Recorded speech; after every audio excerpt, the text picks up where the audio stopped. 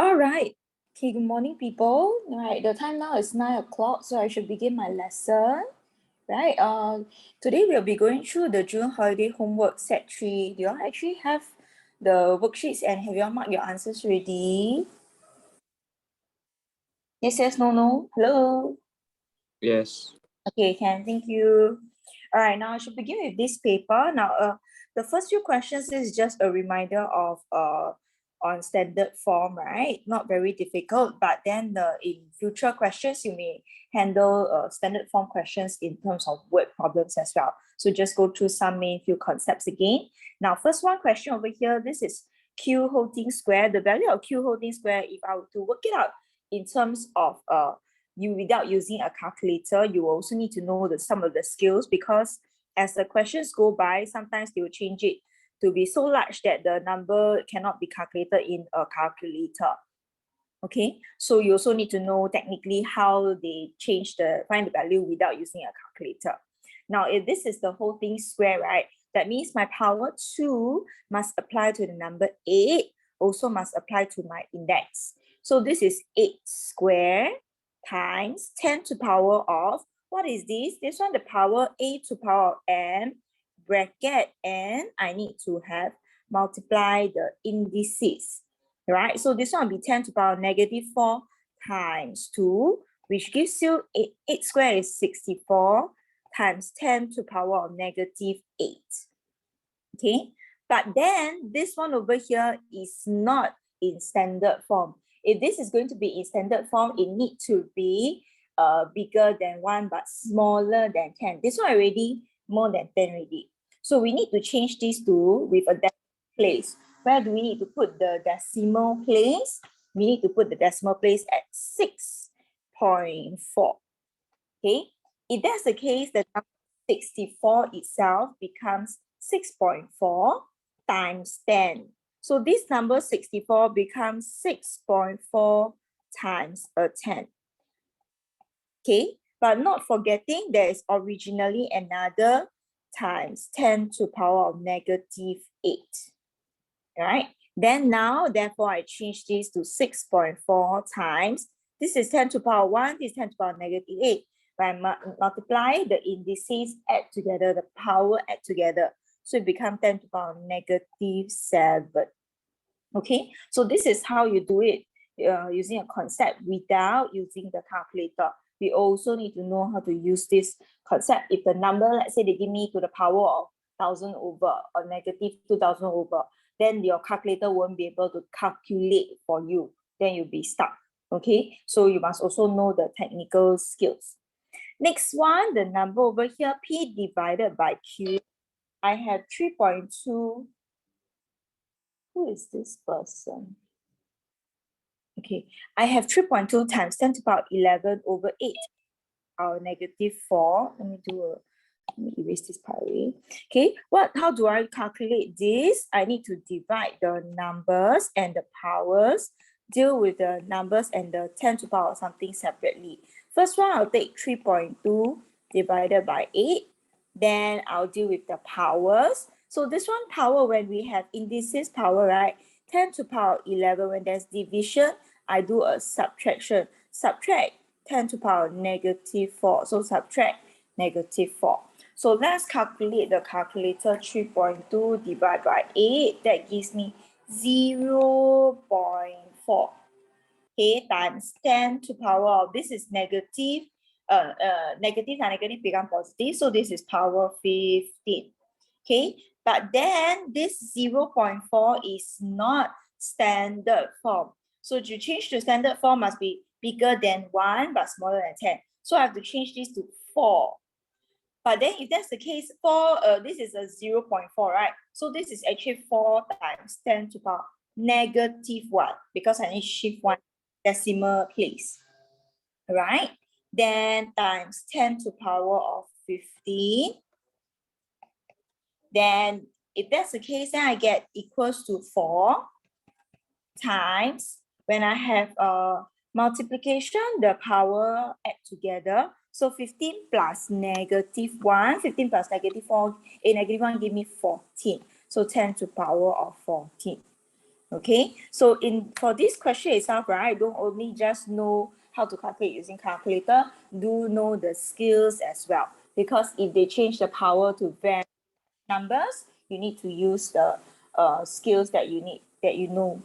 Okay, this is three. Hello, good morning. All right. Okay, so I'm going to move on to next question. Now, question number 2, solve the equation over here. So to solve this equation, very simple, just need to cross multiply, right? So you cross multiply and then make it expand out the question, then solve for the value answer. This one, most of you should know how to do at least minimally. Okay, part B, solve the inequality. Now, to solve this inequality, a few concepts. Number one, if I have y to power negative power, right? Let's say negative, no, give me just one, for example. If I want to change this to y to power positive, when I divide by negative sign or multiply by negative sign, right? The sign over here, the inequality sign over here will change direction. Okay, so in this case, this one concept you need to remember: when you divide or multiply by negative number, the inequality sign changes direction.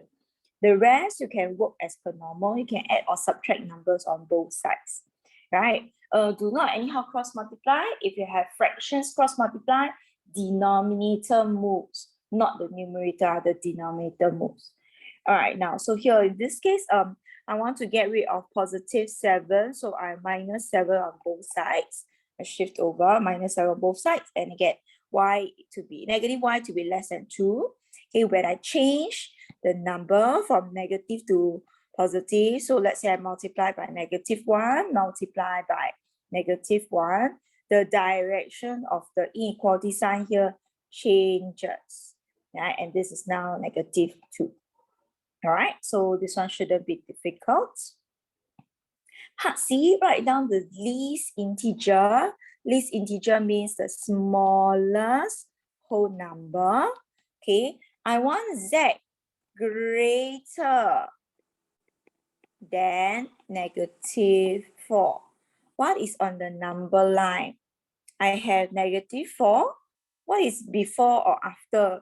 Okay, remember the numbers towards this side is always the larger number. So here, this will be negative 3. This one will be negative 5.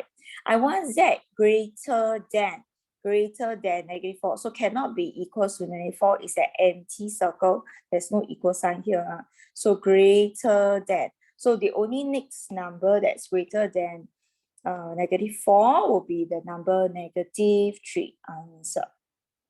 Okay, did I get it correct? Yes. All right. Next page, next question. This one is a little difficult, makes a little bit of extra concept, but main concepts that they test is still the same. Now, you notice I do a lot of speed time graph, but once in a while, we also need to do distance time graph. I'll do that when school reopens, okay?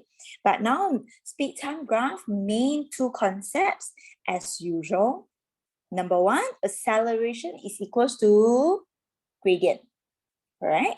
Number 2, distance is the area under the graph. Just to recall a little bit of formulas, how to find area of trapezium. Anyone remember how to find area of trapezium? Okay, never mind. This is a talk show, right? Madam talking herself. Okay, so area of the trapezium, they have the sum of the 2 parallel sides, A plus B, you take half, multiply by the perpendicular height. So this one, area of trapezium.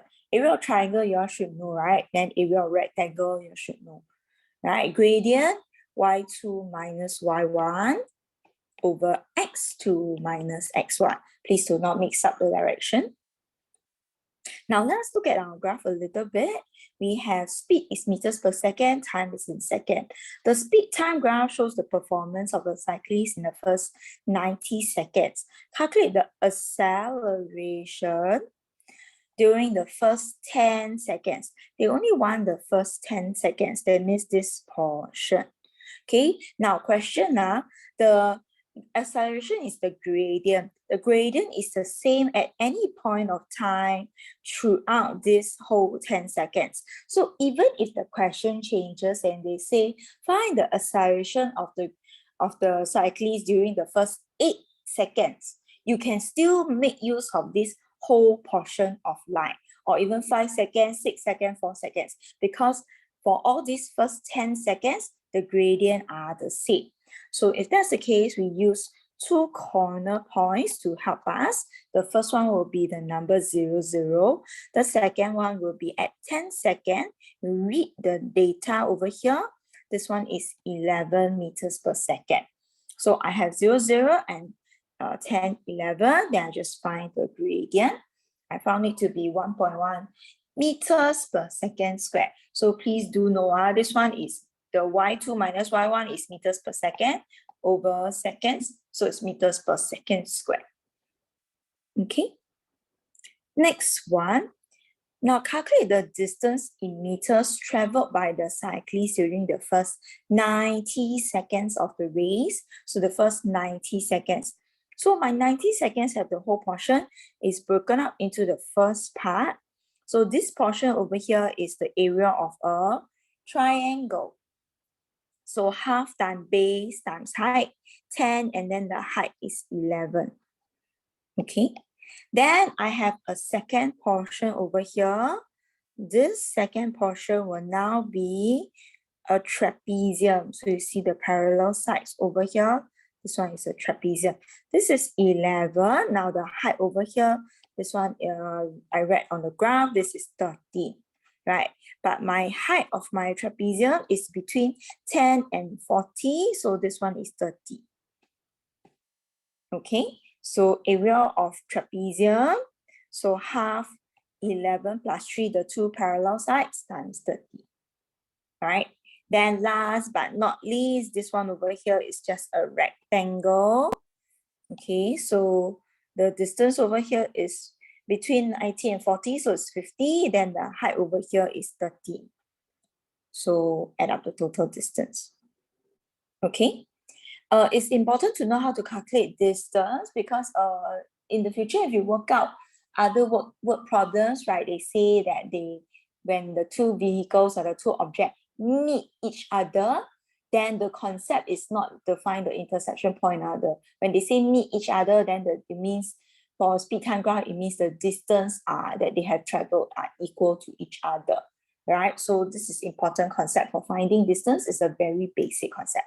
Okay, must know how to do, right? So if you do extension of word problems when they say the two objects meet each other,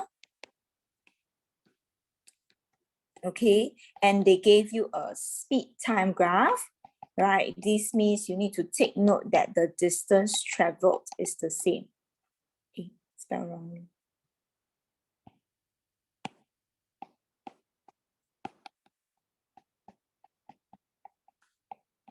All right. So the distance that they have traveled should be the same. Okay. Next one, next question. Next page. Okay, now this one is very basic factorization. I just repeated it a few times in case you are not aware. So to do factorization, got a few different types of method. Number one, if it's any term must always remember to check for common factors. Okay, first one, always check for common factors. If it's 4 terms, right, you try to do grouping. If it's 3 terms in the form ax squared plus bx plus c, you need to do trial and error, or you can use the calculator.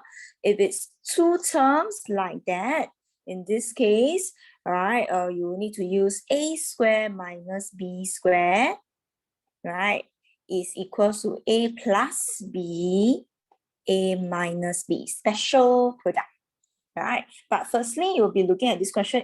20 and 5 cannot square, right? Numbers are not square, but it's okay. Always check for the common factors. Okay, do not delete the common factor.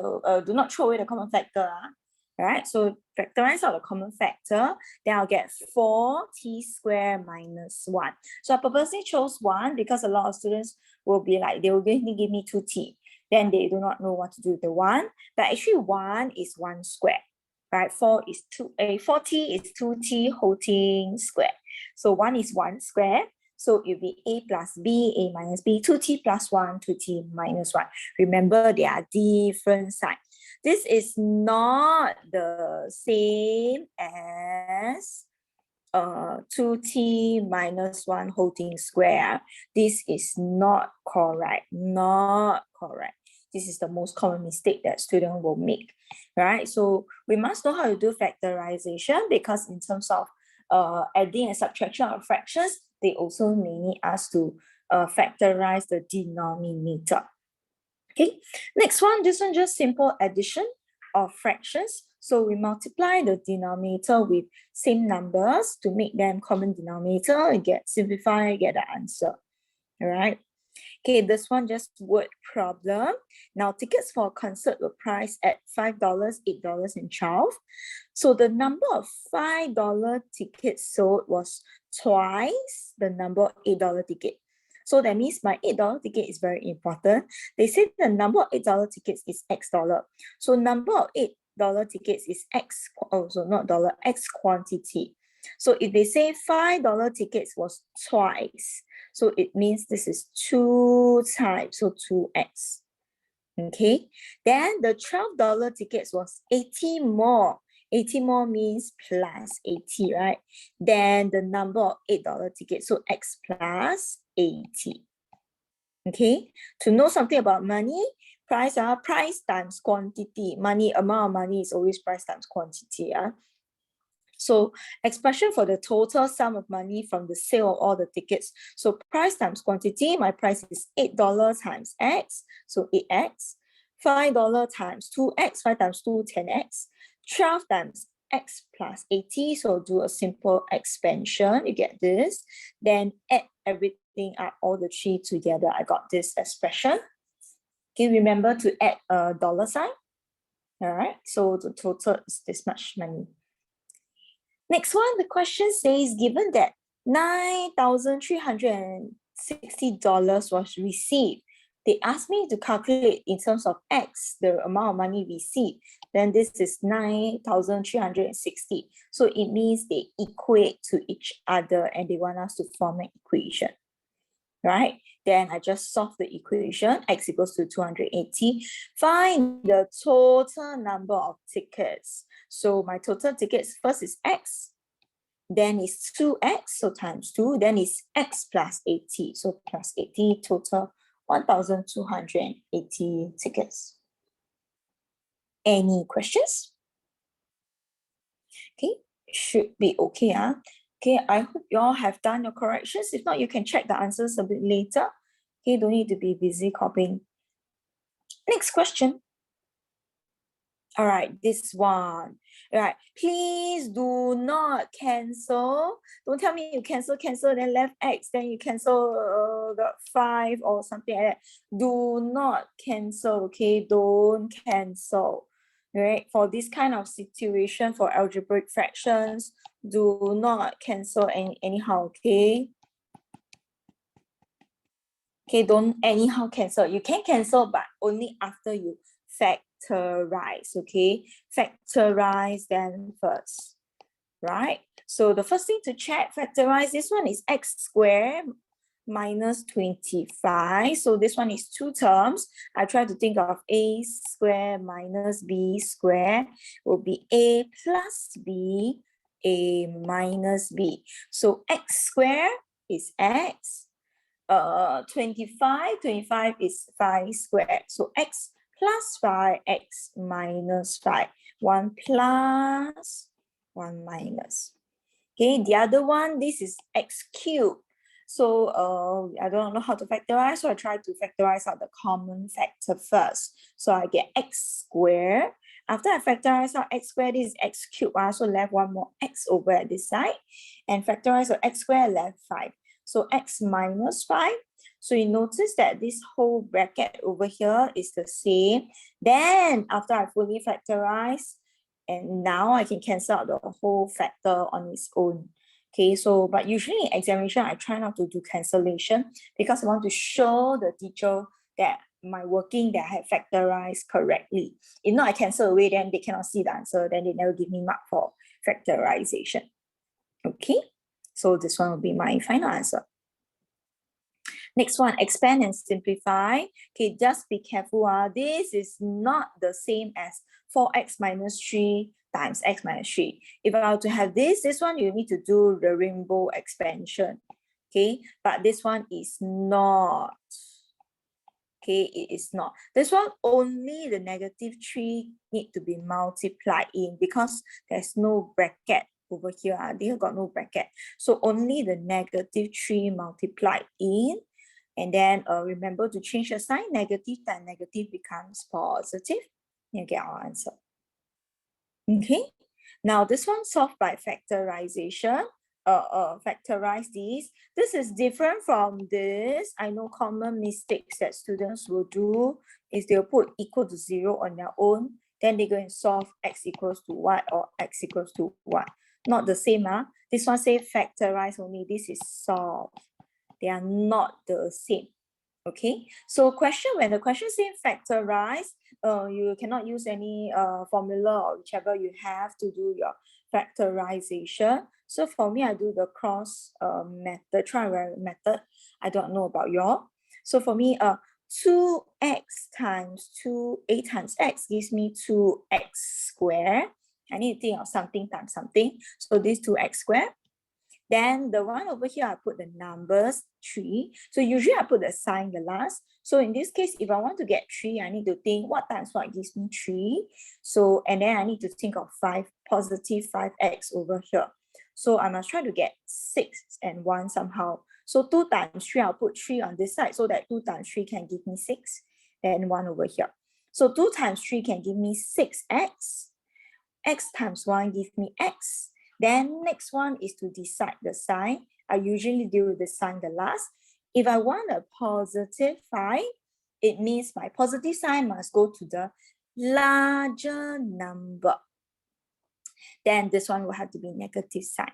So this is negative times positive, negative sign. This is correct. So this factorization is the correct answer. 2x minus 1, x plus 3.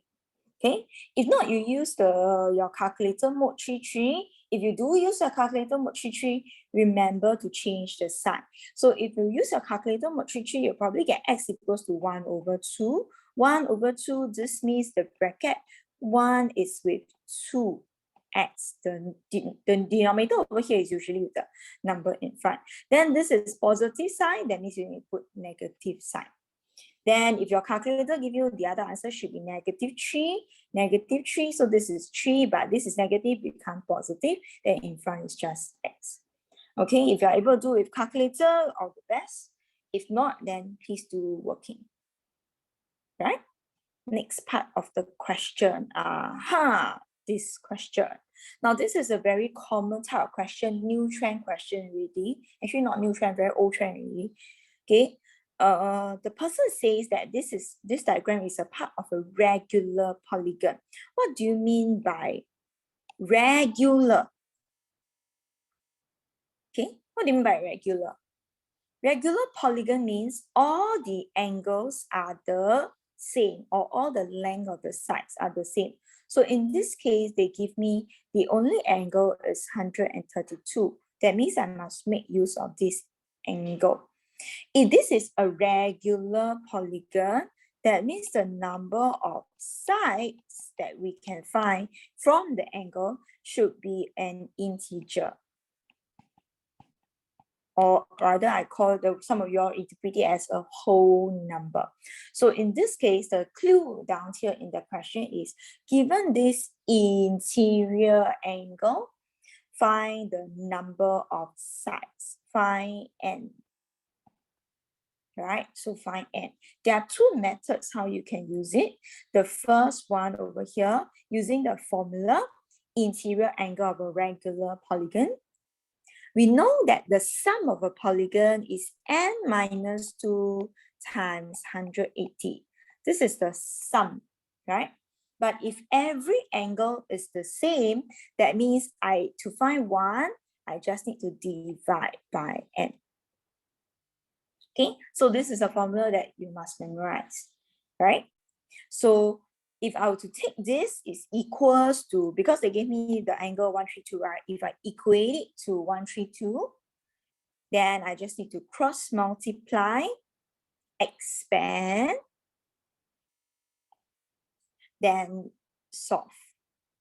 You notice that n is equals to 7.5, right? Then what do you need to explain? This whole question itself, right? Forming the equation and then maybe 1 mark. Finding the value of n, 1 mark.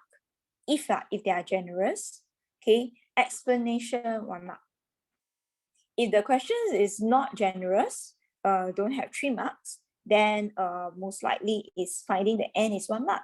Writing the explanation is 1 mark, right? So how do you write the explanation? You must state the value of n and say that it is not an integer.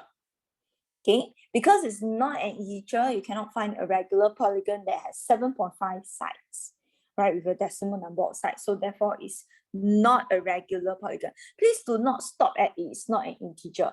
Answer back to the question. They ask you to check whether is it a regular part of a regular polygon. So then you have to answer back to your question. It's not part of a regular polygon. Okay, that's method number 1, a bit more complicated when you need to memorize the formula. Method number 2 is by understanding interior and exterior angle. Now the interior angle is 132, meaning the exterior angle will be 180 minus 132. Something to take note, exterior angle of triangle always of the whichever always form 180. A lot of students thought exterior angle is the reflex angle. No, this is not true. Okay, exterior angle and interior angle must add up to 180 degrees. All right. Okay, then so if I know the exterior angle is 48 degrees, the total sum of all the exterior angle is 360. I take 360 divide by 48, I get 7.5. Now this one, both of you get the same, both method will get the same answer, just that this one will have more algebra, okay, but this one will have less algebra. It's a simpler concept to use. So for students who don't like algebra, you can try this method as well. Okay, but similarly, explanation still the same. State the value for n, say that it is not an integer, therefore it's not a regular polygon. Okay, this type of question very common. Don't say I never give clue. Very common. Okay, will come out. Okay, don't say I never give clue. Okay, next question over here. This one is a trigonometry question. Now, for N-level paper, right? Cosine rule and sine rule will only come out in paper 2, right? Will only appear in paper 2, right? And sometimes it's combined into a small portion of your section B question, right? But the formula for area of triangle half AB sine C, if you remember, right? That one can come out in any paper. Just the sine rule and the cosine rule is most likely in paper 2 only. So in this case, the question over here gives an area of the triangle. Area of triangle. We know this is not a right angle. We don't have the perpendicular height, so we have to find area of triangle is half AB sine C. And I have the two sides over here. The angle half AB sine C, the angle must be the angle included between the two sides. Okay, it must be the included angle. So in this case, it's angle ABC. They want us to show, that means in technically speaking, is find the angle ABC and must be equal, give you the answer equals to 40.5. So when you read such show question, please don't plug in the numbers. These are what some students will do. They will do like that. 16, 25, sine 40.5, then equals to 130 approximately. This is not true. This is to substitute. This is to verify. Okay, that is not true. This working is called verify. We do not use verification as a form of showing something. Okay, when the question says show, it means find the angle and make sure your answer must be 40.5. Right? So area of triangle half AB sine C, multiply by 2, get rid of half, then divide away 16 and 25, then sine inverse. Okay, then do a sine inverse of the whole angle. You get this answer. They say correct to 1 decimal place. I put it in terms of 5 sig feet before I round off to 1 dp in case I need to use the answer for the next part of my working. So 5 sig feet for working, always the most accurate answer. Then finally round off to 1 dp. Okay, next part. Next part, like you say, oh yes, they say find the length of AC. So this one use cosine rule. C square equals to A square plus B square minus 2AB cosine C square root. So if you do not know the formula sheet has the formula. Go and check the formula sheet. Working 5SF, final answer 3SF. Is this okay? Now another concept for area of triangle. Yo, what's this? Oops. Sorry for interruption. Okay, another concept for finding area of triangle, half times base times height. But this one is shortest distance from A to BC. How do we draw the shortest distance from A to BC? Point A straight to BC, 90 degrees over here. Okay, so this one will have to be my base. Then the perpendicular height will be this one, H. The perpendicular distance, sometimes it will be D or H. Right? And I know the area of triangle is 130 already. So 130 is equals to half times base times height. This one, you're quite good at it because you all use it to find the shortest distance. Good practice. Right? Should be all right. Next question. Okay, probability. Okay, this probability questions is a little bit long. And but then the thing is they draw out everything for you, so make it easier.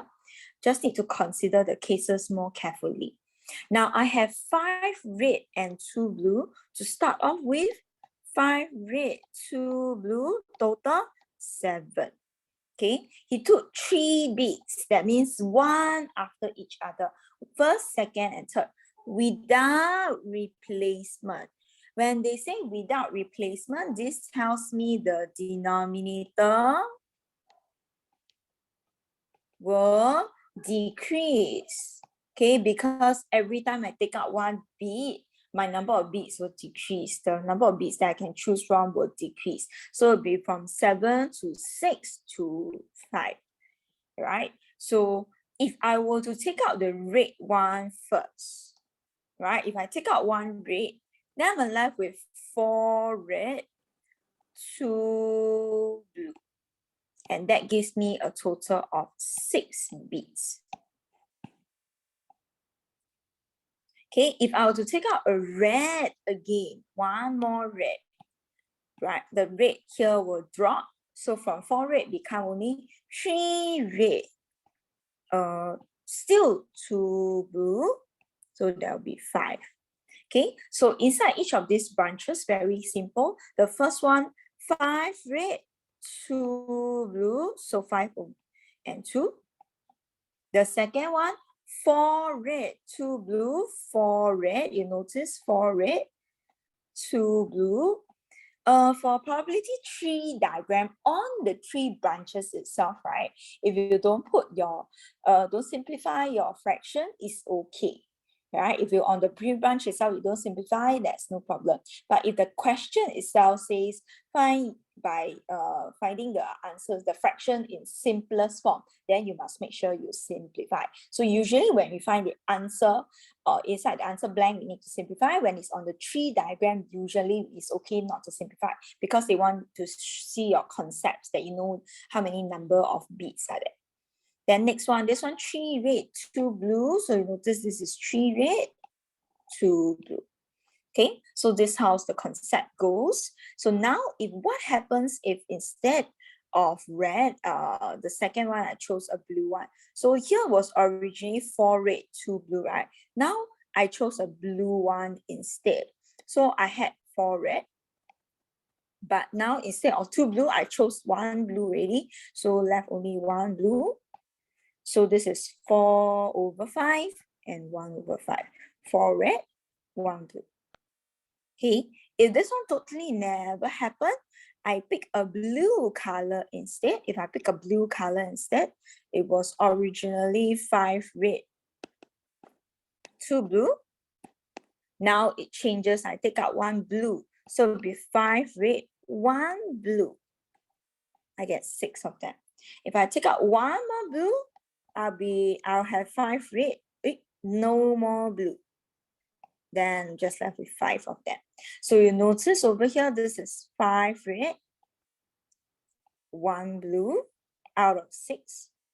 And this one over here, blue, will be 5 blue, 5 red. 5 over 5, interestingly, is the number 1.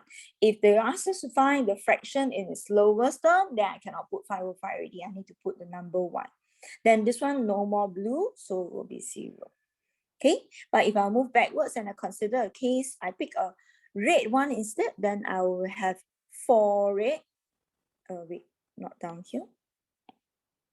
Okay, I pick a red one instead. So this one, it will here be 4 red and 1 blue. Right, so this is 4, this is 1 over 5. Right, so many cases. Usually for N level, 2 branches, two main set. But if they draw so nicely for you, probably they may give up to 3 sets. Not very sure. But anyway, this question is taken from one of the June papers for O-level questions itself. So it's quite natural that they have 3 branches instead of 2. All right, so these are the probability. Okay, expressing each answer as a fraction in the lowest term, find the probability that 3 red bits were taken. So this means this is red and red and red. Okay, so if I want red and red and red, I just take the branches, red and red and red. So 5 over 7, 4 over 6, 3 over 5. Next one, the first bit was red, red, and then blue, and then the third one is red. So just follow the branches, red, blue, and red. Red, 5 over 7, blue, 2 over 6, and red again, 4 over 5. Red, blue, red. 5 over 7, 2 over 6, 4 over 5. Then simplify as a fraction, okay, in its lowest term. So these are the answers. Is this question okay? Because some of you are a little bit weaker in probability. So okay, any questions? Can or not? Can, okay. Teacher. Mm. The P equals to 1 over 5, that one can explain again. I don't understand. P equals to 1 over 5. Yeah, the first question. Yeah. Okay, because this part here, right, I have the red color. I chose, first one I choose is a blue. Okay, let me go backwards. So first one I chose, I have from 5 red to blue. The first one I chose is a blue. I take out 1 blue already. So it's 5 red, 1 blue. Okay, but now if I take out 1 red from here, from the red, I take out 1 from here, I will have 4 red, 1 blue left. Total is 5. So for red itself, right, there's only 4. 4 over 5, but they want the blue color one instead. So blue will be 1 out of 5. Because I only have 2 blue, right? I taken out 1 blue from here already. So I'm actually left with only 1 blue. This is at my third bit. So when I taken out already 2 bits from the 7, I take out 2 bits, I'm left with the denominator 5. So I have taken out, so I got 5, right? No, 5, no, 2 blue only. So I've taken out 1 from the blue, I'm left with only 1 blue here. But the next one I take out is a red. So my number of red beads decreases to 4. My blue beads is still 1 bead, still 1 of them out of the total. So it'll be 1 out of 5. Is that okay? I don't think I make much difference though. Can? Cannot, Jing Heng? Okay. Okay, can. Okay lah. I think maybe you also don't really understand. If not, then go and draw the number of beads lah. Okay, you draw. The P, Q, and R is written there already, right? Yeah, P, Q, and R. Just I never see. Then I confused. Oh, you don't know where's the P, where's the Q, and the R. Ah, Oh, okay. Can. Sorry. Okay, can. Good. All right. This kind of question, probability 3 question is relatively much easier. Let me repeat some of my nagging again. For section B in paper 2 type, usually you have circle properties, anything to do with circle. Circle properties can include arc length, sector area. Okay, arc length, sector area, radian. Can also have sine rule, cosine rule. Okay, so this is one section that you must read. Second one is on bearings. Bearings can also involve trigonometry, trigo, sine rule, cosine rule, and area of triangle. Okay, torcaso, so on and so forth. Angle of elevation. Okay, angle of elevation and depression. Right, so these are the few types. The last but not least, when it comes to probability, is always be statistics in terms of whether is it the cumulative frequency graph or whether is it the box and whiskers plot. Okay, this type, or you can have mean mode median table, this kind, standard deviation, right? With probability. Probability can be can have many different types of choices.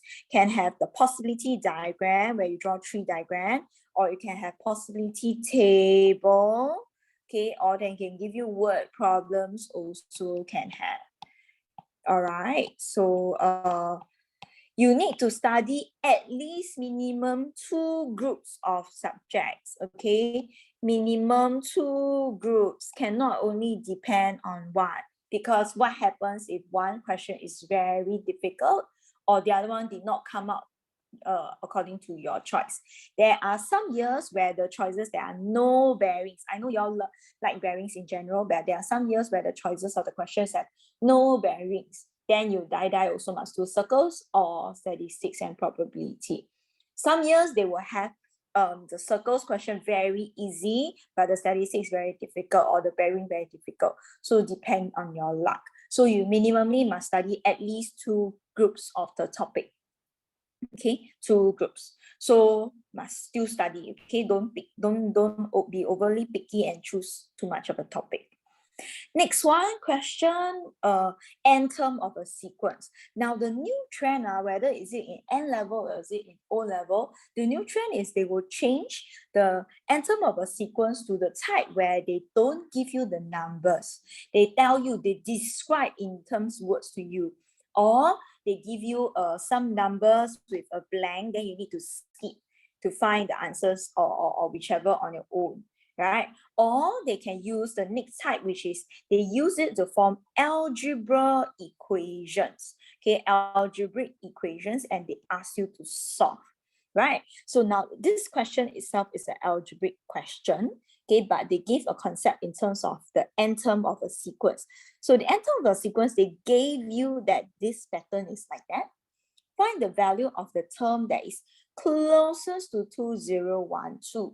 Closest to, that means the number is not going to be exactly equals to 2012. So how do I solve? Some of you might want to do try error, but it'll be very, very long. So what we can do is just equate it to 2012. I'm going to find this n, the term. Okay, but the n term, the answer is this, but that is not the value of the term. So this means if I find my term, right, let's say my 200th term, what is the value? What is that number? This thing is my value. Okay, so I'm not just only looking for n.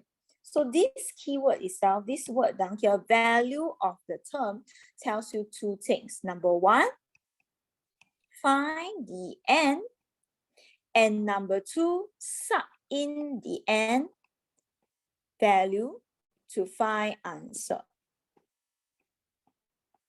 Okay, so a lot of students, they may just take it as a first step, they equate, they find the n equals to this number. But then can n is a term, right? Can n be a decimal place? No one. So in this case, there are only two choices. My n has to be an integer, nearest or closest to 2012. Either is 223 round down, or if not, I round up 224. Okay, but it looks like this is 0.11. So if you notice on my working paper here, right, I actually do the 223 term and I did the 224 term. All right, so what I need to do, if it's the number 223 term, I sub in my value for n times 9 times 223 plus 4. Right, then I found the number 2011. This one is only 1 unit away from 2012. So this is going to be my closest. If you are not sure, you can check the 224th term, right? 224th term, the 9 times 224 plus 4. 9 times 224. I got 2020. This one exceed 2012, and the difference is by 8 term. This one difference by 1 term. So in this case, I chose the answer, the value of the term. So this is my answer, 2011. Okay, a lot of 2 marks. So a lot of students will think that the answer is just 223. No, the answer is the value of the term. Okay. Next one, the question say, calculate the difference between the 10th and the 6th term. So I've sub in the 10th term. What is the number? Sub in the 6th term. So n equals to 6. So n equals to 10. N equals to 6. I find the number. They want the difference. I subtract. Okay. So part 1, part 2 usually still doable. Part 3, then you will need to deal with word problems. Notice, they have in terms of x and in terms of y, got 2 types of algebraic expression already. Find the difference between the x term and the y term. So how do we do this? First one, when I had the 10th term, I plug in x equals to 10 to find an expression at something. When I have the 6th term, I plug in n equals to 6 to find something. So now, similarly, we are going to do something similar. When I have the x term, I plug in n equals to x. So I get 9x plus 4, one expression. When I have the y term, I plug in n equals to y. So the n now changed to y. So 9y plus 4. They want to find the difference. So a lot of students will write for me this one, right? Okay, then you give me, this is 9x minus 9y plus 8. Okay, this is not correct because why? The bracket is missing. Okay, so remember, be careful when you have different subtraction. Please remember to put brackets, right? Negative times negative, if positive become negative, then you're left with only 9x minus 9y. The difference for any two terms is this 2, right? So 9x minus 9y, do you notice something here? 9x minus 9y. That is actually a common factor, right? So question now says, hence. Hence means what? Hence means I must use this answer, Okay, I must use back this answer over here. Hence explain why is it not possible for any two terms to differ by 1, 2, 3. God knows what you are talking about, right? I do not know. So the common questions for this kind of trick is to see whether is there any relationship. Imagine if I'll take 9x minus 9y to be 1, 2, 3, equate. How do I know? I can't solve anything, cannot solve because got x and got y, got two unknowns, right? That means this question is not asking me to solve the problem, right? This question asking me to observe certain patterns and how is 1, 2, 3 related to any pattern that can appear here, all right? So in this case, one of the pattern that you notice is 9x minus 9y. So if I were to factorize it out, they have a common factor 9. Okay, if I have the number 9 times of x minus y to be equals to 1, 2, 3, then x minus y must be divisible by 9 lah. Okay, but is 1, 2, 3 divisible by 9? 1, 2, 3 divided by 9 gives me 41 over 3. This means 1, 2, 3 is not a multiple of 9, cannot be divided by 9. So in this case, one of the things that I need to state, 9x minus 9y can be factorized into a common factor with 9. The difference will always be a multiple of 9. Note the keyword, multiple of 9. When you factorize out something or it has a factor 9, it means that value is a multiple of 9. 9 times something. Then 1, 2, 3, I divide away by 9, give me this number. Since this is not a multiple of 9, how do I know this is not a multiple? Because this is not an integer, not a whole number. So 1, 2, 3 is not a multiple of 9, therefore it's not possible for any difference to differ by 1, 2, 3. Okay, so this one, please put a star over here. Okay, if you to take Set 5, you come back for O-level next year, this is going to be a very standard question, right? In both paper 1 and paper 2. For N-level, this one is just starting to have a new trend coming up, but may not be that difficult, so still doable. If not, you can try to take note of such patterns to explain. Okay, so I'm preparing for some of you in case you come back for Set 5. All right. If you go to poly, you also learn math. You might also see such questions. All right. Next question. Last but not least. Okay, this one is one of the harder question and it includes a trick question. All right. Some things to do with circle and triangle. First thing to do with the circle. Always take note of the radius. This radius is actually either confusing or it can be helpful. Why do I say this? Because first thing, the question here says two circles, they are center A and B, each of radius 8 cm, right? When you have the radius, both of them have the same radius, 8 cm. That means this radius is 8 cm. Where else is a radius? Center of circle is at A here. A to C is also a radius, also 8 cm. Where else is a radius? Circle center B. This is also a radius. They have the same radius. This is also 8 cm. All the three sides are 8 cm. What do you notice about this kind of triangle? It's a equilateral triangle.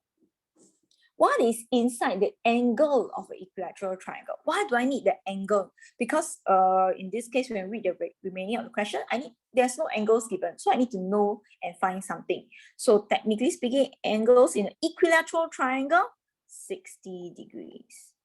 60 degrees, 60 degrees. Next thing, where else is a radius? This is also a radius. This is also the radius. Again, this is an equilateral triangle.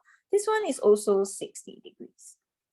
Therefore, explain why angle CBD is 120 degrees. Well, I have two equilateral triangles, 60 plus 60, 120. But are you able to see that? Okay. So first part, explain that they are a radius. They have the same radius.